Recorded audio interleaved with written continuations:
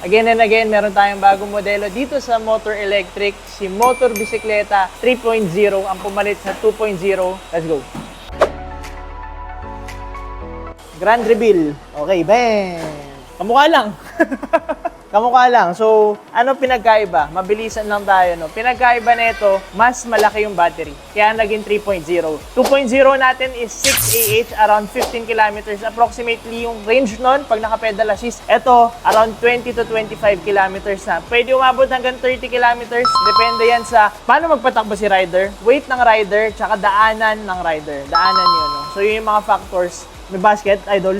Meron. Ayan. So, additional, may basket pa tayo. So, basically, same pa rin naman. Madaming suspension. 1, 2, 3, 4, 5, 6. Pero, mas malaki yung battery. 10 each. So, yung iba kasi nabibitin sa 6 amperes. Ito, stock natin is 10 amperes na. So, sa mas malayo mararating niya per full charge. Mas mahal ng konti, pero mas sulit to kasi mas malaki yung battery. Okay. Assemble.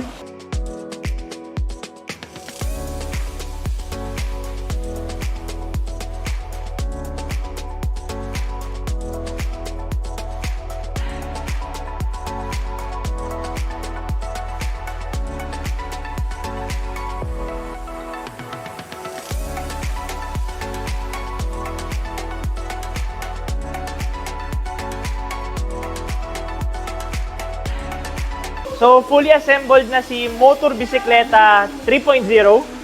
Biggest difference niya dun sa 2.0 natin na wala na sa market, wala na dito sa Motor Electric, is mas malaki yung battery. From 6 Ah, 10 Ah na to. Estimated range is around 20 to 30 kilometers. Pwede pang mas mataas. Depende yan again sa bigat ng rider. Paano magpatakbo si rider, tsaka daanan ng rider. Meron na tayong kasamang basket din. And mukhang may app access, pero i-explore muna namin to.